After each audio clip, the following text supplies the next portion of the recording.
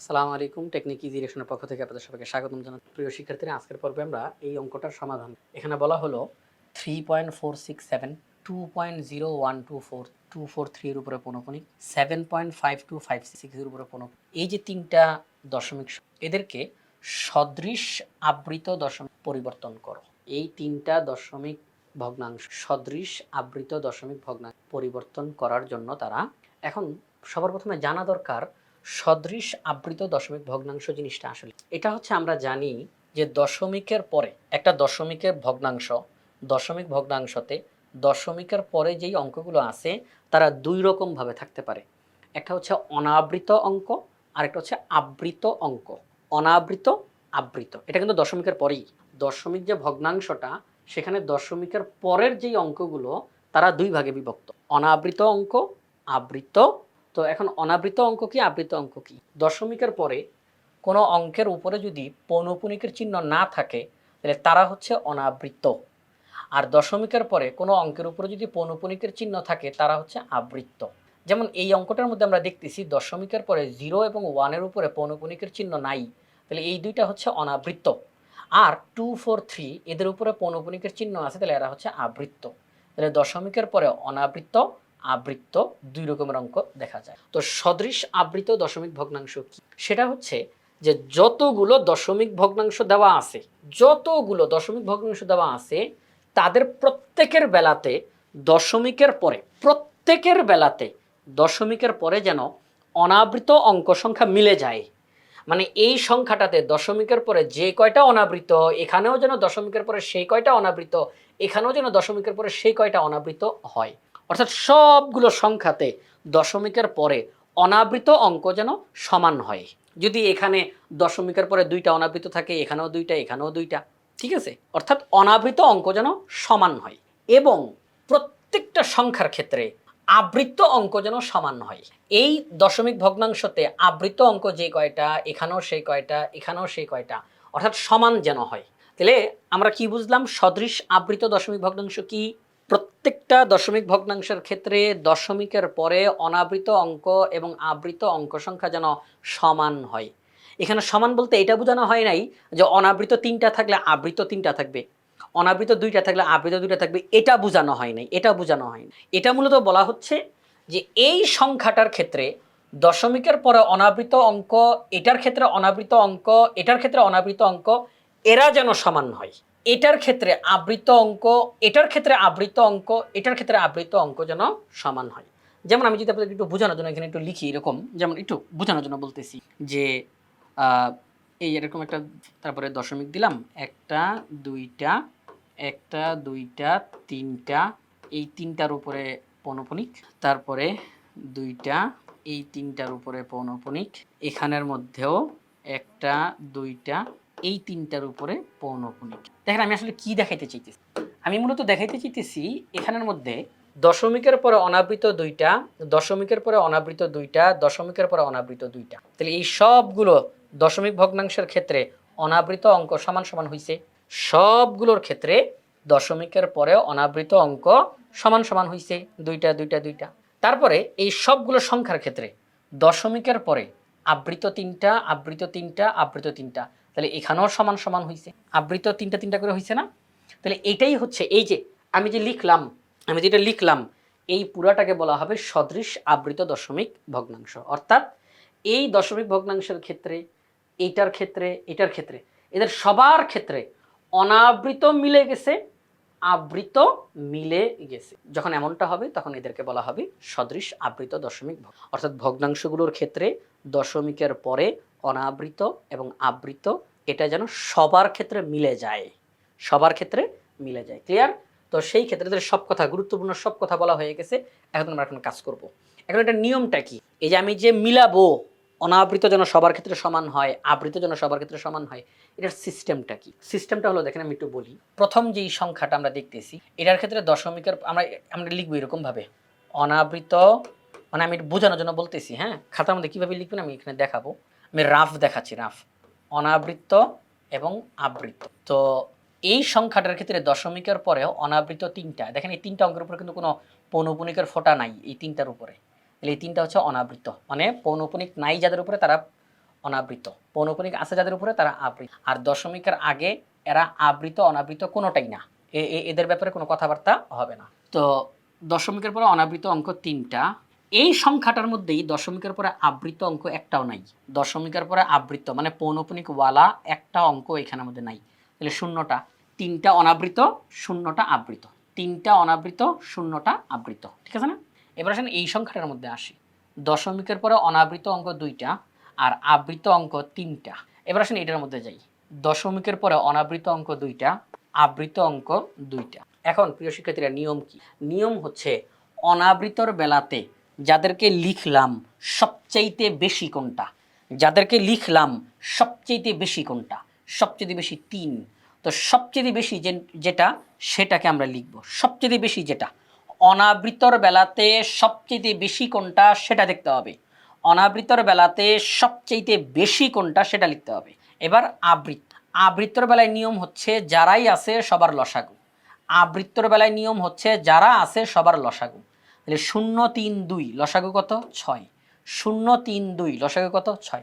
তাহলে আবারও বলতেছি, অনাবৃত্তর বেলায় সর্বোচ্চটা লিখব, সর্বোচ্চটা লিখব, আর আবৃত্তর বেলায় লসাগু করব। এখন যাদেরকে লিখলাম এদেরকে যদি যোগ করি 6 আর 3 কত হয়? 9। 6 আর 3 কত হয়? 9। এখান থেকে আমরা শিক্ষা পাইলাম যে এই দশমিক ভগ্নাংশগুলোকে যখন আমরা সদৃশ আবৃত দশমিক ভগ্নাংশে রূপান্তর করতে যাব তখন দশমিকের পরে 9টা করে অঙ্ক থাকতে হবে। এই দশমিক ভগ্নাংশের ক্ষেত্রেও দশমিকের পরে 9টা অঙ্ক থাকতে হবে, এটার ক্ষেত্রেও দশমিকের পরে 9টা অঙ্ক থাকতে হবে, এটার ক্ষেত্রেও দশমিকের পরে 9টা অঙ্ক থাকতে আমরা এভাবে করে হিসাবটা বের করে ফেলি যে আমি যে মিলাবো, আমি যে প্রত্যেকটা দশমিক ভগ্নাংশের ক্ষেত্রে দশমিকের পরে অঙ্কগুলোকে যে মিলাবো কয়টা করে থাকবে আমরা এইভাবে করে বের করব। অনাবৃত্ত থাকবে সর্বোচ্চটা আর আবৃত্ত থাকবে লসাগুটা। দুইটা মিলে যত হয় আমরা বুঝবো দশমিকের পরে ওই কয়টা অঙ্ক বসবে। তাহলে এই যে 3 আর 6 টোটাল 9 হয়। তাহলে এই প্রত্যেকটা দশমিক ভগ্নাংশের ক্ষেত্রে দশমিকের পরে 9টা করে অঙ্ক বসবে। এখন সেই 9টা অঙ্ক কি যেমনি খুশি তেমনি বসবে? না, এখানেও আমাদেরকে খেয়াল রাখতে হবে ওই 9টা অঙ্কের মধ্যে 3টা অঙ্ক হবে অনাবৃত আর 6টা অঙ্ক হবে আবৃত। আমরা যে প্রত্যেকটা দশমিক ভগ্নাংশের ক্ষেত্রে দশমিকের পরে 9টা করে অঙ্ক বসাবো, এই ক্ষেত্রে দশমিকের পরে 3টা হবে অনাবৃত, 6টা হবে আবৃত, 6টা হবে আবৃত, ঠিক আছে? তো সেই ক্ষেত্রে তাহলে চলেন, সব কথাবার্তা হয়ে গেছে, সব কথাবার্তা হয়ে গেছে। এখন আপনারা এখান থেকে দেখেন একদম সহজে বুঝে যাবেন ইনশাআল্লাহ। এই যে দশমিক ভগ্নাংশগুলো লিখলাম, দশমিক ভগ্নাংশগুলোতে অনাবৃত অংশের অঙ্ক সংখ্যা যথাক্রমে এখানে 3টা, এখানে 2টা, এখানে 2টা। এখানে অনাবৃত অংশের অঙ্ক সংখ্যা সবচেয়ে বেশি 3বার আছে। এই যে 3 2 2, এই যে 3 সবচেয়ে বেশি 3বার আছে। অনাবৃত অঙ্ক সবচেয়ে বেশি 3বার আছে, তাই অনাবৃত অংশের অঙ্ক সংখ্যা হবে 3। মানে আমরা যে মূল যে অঙ্কটা করব, সদৃশ আবৃত দশমিক ভগ্নাংশে রূপান্তর করব, সেখানে অনাবৃত অঙ্ক 3টা হবে। আমরা যে সদৃশ আবৃত দশমিক ভগ্নাংশে রূপান্তর করব ওইখানে অনাবৃত অঙ্ক 3টা হবে। দশমিকের পরে অনাবৃত অঙ্ক 3টা হবে, এটাই জানাইলাম আমরা। তাই অনাবৃত অংশের অঙ্ক সংখ্যা হবে 3। এবার আবৃত অংশের অঙ্ক সংখ্যা কয়টা হবে? আবৃত অংশের অঙ্ক সংখ্যা কয়টা হবে সেটা হচ্ছে এই ভগ্নাংশের বেলাতে আবৃত অঙ্ক 0টা,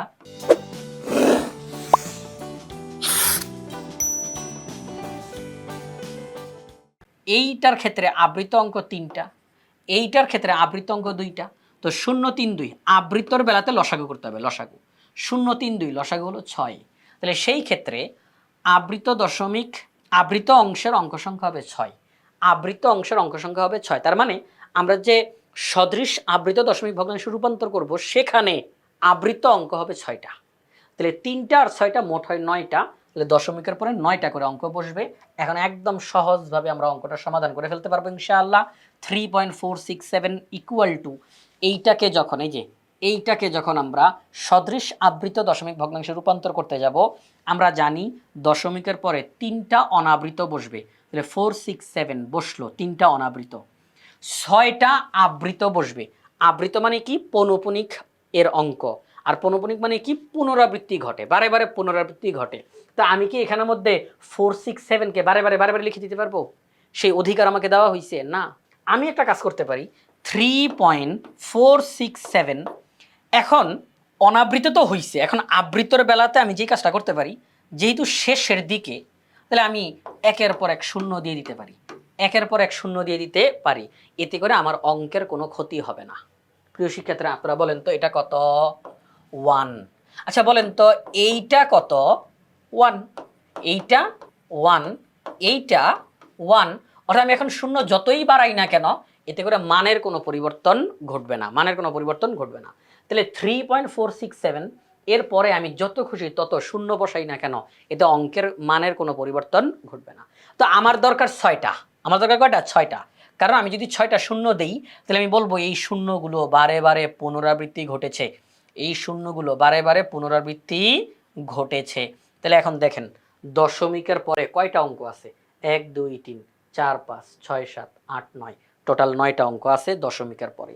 এর মধ্যে 3টা অঙ্ক হচ্ছে অনাবৃত, মানে পৌনঃপুনিক ছাড়া, আর বাকি 6টা অঙ্ক হচ্ছে আবৃত্ত, অর্থাৎ পৌনঃপুনিক সহ। এই শূন্য আর এই শূন্যের উপরে পৌনঃপুনিকের চিহ্ন দেওয়া মানেই হচ্ছে এর মাঝের সবগুলোর উপরেও পৌনঃপুনিক আছে। তাহলে এই অঙ্কটা হয়ে গেল। আমরা এই সংখ্যাটাকে সদৃশ দশমিক ভগ্নাংশে প্রকাশ করে ফেললাম। এবার আসেন পরেরটাতে যাই। 2.01242, 2.01242, 2 এর উপরে পৌনঃপুনিক, 3 এর উপরে পৌনঃপুনিক। আচ্ছা এখন এটাকে আমরা রূপান্তর করব। কিভাবে করে করতে পারি? আমাকে দশমিকের পরে 3টা অনাবৃত বসাইতে হবে। কিভাবে করে বসাবো? দশমিকের পরে সিরিয়াল বাই সিরিয়াল আমি 3টা অঙ্ক বসাই ফেলবো। আমি কোনো পৌনঃপুনিকের দিকে তাকাবো না, কোনো পৌনঃপুনিকের দিকে তাকাবো না। দশমিকের পরে আমি 3টা অঙ্ক বসাই ফেলবো। তাহলে দশমিকের পরে 3টা অঙ্ক 0 1 2, দশমিকের পরে 0 1 2, দশমিকের পরে 3টা অনাবৃত অঙ্ক আমি বসাই ফেলবো। 0 1 2 দশমিকের পরে 3টা অনাবৃত অঙ্ক আমি বসাই ফেলবো। এখন আসেন আবৃতর বেলাতে যাই। আবৃতর অঙ্ক কয়টা বসাইতে হবে? 6টা। তো এখন দেখেন 2 এর উপরে পৌনঃপুনিক, 4 এর উপরে পৌনঃপুনিক, 3 এর উপরে পৌনঃপুনিক। যেহেতু ইতিমধ্যে 0 1 2 লেখা হয়ে গেছে, তাহলে 4 3 বাকি আছে। তাহলে আমি 4 হচ্ছে পৌনঃপুনিক দিয়ে এখন আরম্ভ হবে, এখন আরম্ভ হবে। এই যে 0 1 2 3টা অনাবৃত লেখার কথা, আমি পৌনঃপুনিকের দিকে তাকাবো না, দশমিকের পরে ডাইরেক্ট 3টা অঙ্ক আমি লিখে ফেলবো। দশমিকের পরে আছে এমন 3টা অঙ্ক আমি ডাইরেক্ট লিখে ফেলবো, 0 1 2। এখন আমি আবৃত্ত লিখতে যাব, 6টা লিখতে হবে। 4 3 লিখলাম। এখন প্রিয় শিক্ষার্থীরা বলেন, সত্যিকার অর্থে তো 2 এর উপরে তো পৌনঃপুনিক ছিল, তাই না? 2 এর উপরে পৌনঃপুনিক। এখন আমি যে কাজটা করব, এই 2 কে আমি লিখব। 4 3 2 কে আমি এখন লিখব, 2 কে এখন আমি লিখব। তাহলে আর কেউ বাদ গেল না, পৌনঃপুনিকের কেউ আর তাহলে বাদ গেল না, পৌনঃপুনিকের কেউ আর এখন বাদ গেল না। একটু পজিশন চেঞ্জ হয়েছে, কিন্তু কেউ আর বাদ যায় নাই। 2 4 3 এদের উপরে পৌনঃপুনিক ছিল, এরা সবাই এখন আছে, এরা সবাই এখন আছে, শুধু একটু পজিশন চেঞ্জ হয়েছে অঙ্কের নিয়মের কারণে। 4 3 এখন আমি 2টাকে লিখে দিলাম। এখন আমরা জানি যে যাদের উপরে পৌনঃপুনিক থাকে তারাই পুনরাবৃত্তি ঘটে, তারাই পুনরাবৃত্তি ঘটে। আমাকে এখানে আবৃত অঙ্ক কয়টা লিখতে হবে? 6টা। আমি লিখছি কয়টা? 3টা। তাহলে আবার 3টা লেখা দরকার না? তাহলে আমি এখন এই 4 3 2 আবার লিখে ফেলবো। 4 3 2 আবার লিখে ফেলবো, 4 3 2 আবার লিখে ফেলবো। তাহলে কিন্তু ঠিকঠাক হয়ে যায়। দেখেন তো সবাই, একটু দেখেন তো। 2.012 অনাবৃত হিসাবে লিখছি, 012 অনাবৃত হিসাবে লিখছি 3টা। এবার আবৃত 6টা লিখতে হবে। আবৃত্ত মানে পৌনঃপুনিক ওয়ালা, তাহলে 4 3 লিখলাম। 2 এর উপরে পৌনঃপুনিক ছিল, এখন আমি তাকে লিখব 4 3 2। তো আবৃত 3টা লেখা হয়েছে, আবার তো 3টা লিখতে হবে। তাহলে এদের আবার পুনরাবৃত্তি ঘটান। যদি আরো লেখার দরকার পড়তো, এদেরকে আমরা আবার লিখতাম, আবার লেখার দরকার আবার লিখতাম, এইভাবে করে লিখতে থাকবো। আচ্ছা ঠিক আছে। তাহলে প্রথমটার উপরে পৌনঃপুনিকের ফোঁটা দিলাম, শেষেরটার উপরে পৌনঃপুনিকের ফোঁটা দিলাম। এদের দ্বারা বোঝানো হবে মাঝেরগুলোর উপরে পৌনঃপুনিক। তাহলে 2.012 4 3 2 4 3 2, 4 এর উপরে পৌনঃপুনিক, 2 এর উপরে। তাহলে এখন দেখেন তো দশমিকের পরে মোট 9টা অঙ্ক হয়েছে কিনা। দশমিকের পরে 1 2 3 4 5 6 7 8 9, মোট 9টা অঙ্ক হয়েছে। 3টা কি অনাবৃত? হ্যাঁ 3টা অনাবৃত। 6টা কি আবৃত? হ্যাঁ 6টা আবৃত। ঠিক আছে, শেষ। তাহলে এটার সাথে দুটো মিলছে না? 2.012 4 3 2 4 3 2, ঠিক আছে, 4 3 2 4 3 2। ওকে ফাইন, তাহলে এটাও হয়ে গেল। এবার শেষেরটা আমার মনে হয় না আর এখানে তার বেশি কথা বলার কোনো কিছু আছে। 7.5256, 5 এবং 6 এর উপরে পৌনঃপুনিক। আচ্ছা অনাবৃত কয়টা? 3টা। তাহলে 7 পয়েন্ট, দশমিকের পরে আমি 3টা লিখে ফেলবো, ডাইরেক্ট লিখে ফেলবো। 5 2 5 লিখে ফেলছি। অনাবৃত 3টা লেখা শেষ। এবার আবৃত লিখব। এই যে 6 লিখলাম। হ্যাঁ, 6 থেকে আরম্ভ হইল। এখন 5 এর উপরে তো পৌনঃপুনিক ছিল তো। তাহলে এখন তাকে লিখি। এখন লিখতে হবে কয়টা? 6টা। তো 6 5 6 5 এই হচ্ছে 6টা লিখ। তাহলে এখন দেখেন দশমিকের পরে মোট 9টা হইছে। 1 2 3 4 5 6 7 8 9 9টা। 3টা অনাবৃত আর 6টা আবৃত। তাহলে শেষ। তাহলে এইভাবে করেই আমরা অঙ্কটা করলাম। তো খেয়াল করেন প্রিয় শিক্ষার্থীরা, এই যে 3টা দশমিক ভগ্নাংশ ছিল তাদেরকে সদৃশ আবৃত দশমিক ভগ্নাংশে রূপান্তর করতে বলছে। এইটার ক্ষেত্রেও দশমিকের পরে 9টা অঙ্ক, এটার ক্ষেত্রেও দশমিক পরে 9টা অঙ্ক, এটার ক্ষেত্রেও দশমিক পরে 9টা অঙ্ক। এখানে দশমিকের পরে 3টা অনাবৃত 6টা আবৃত, এখানেও দশমিকের পরে 3টা অনাবৃত 6টা আবৃত, এখানেও দশমিকের পরে 3টা অনাবৃত 6টা আবৃত। এই যে সব কিছু মিলে গেছে, এদেরকে বলা হবে সদৃশ আবৃত দশমিক ভগ্নাংশ। অর্থাৎ দশমিক ভগ্নাংশগুলোর ক্ষেত্রে সকলের ক্ষেত্রে দশমিকের পরে অনাবৃত অঙ্ক এবং আবৃত অঙ্ক সংখ্যা মিলে যাবে। এটাই হচ্ছে সদৃশ আবৃত দশমিক ভগ্নাংশের নিয়ম। তাহলে আমরা এই অঙ্কটার সমাধান করে ফেললাম। তো এটা বাংলাদেশের সর্বপ্রথম পূর্ণাঙ্গ ডিজিটাল সহায়ক বই ইজি ম্যাথ বই থেকে সমাধান করলাম। ইজি ম্যাথ বইয়ে প্রত্যেকটা টপিক্সের সমাধান করে দিয়ে সেগুলোর ভিডিও ধারণ করে কিউআর কোড দেওয়া থাকবে। শিক্ষার্থীরা যে কোনো সময় প্র্যাকটিস করতে গিয়ে পাশে থাকা কিউআর কোড স্ক্যান করার সাথে সাথে ওই নির্দিষ্ট প্রশ্নের ওই নির্দিষ্ট টপিক্সের সমাধানের ভিডিও তারা দেখতে পাবে। এটা শিক্ষার্থীদের জন্য অনেক বেশি উপকারী হবে।